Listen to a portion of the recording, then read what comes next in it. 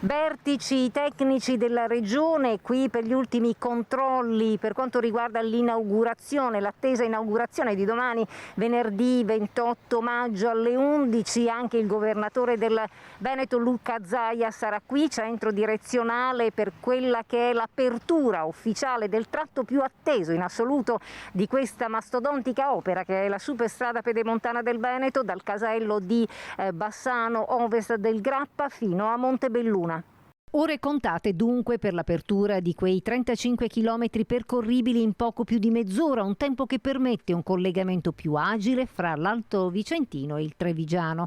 E proprio oggi gli ultimi aggiustamenti con supervisione. Allestito un palco, una tensostruttura che accoglierà le personalità del mondo politico e istituzionale, assieme ai tanti giornalisti che per il momento dell'inaugurazione, previsto per le 11, dovranno già essere presenti da almeno 2 ore per sottoporsi al tampone anti-Covid. E poi tutti su autobus, navetta, con a capo il governatore del Veneto Luca Zaia, a inaugurare quello che è il tratto più importante della straordinaria opera viaria.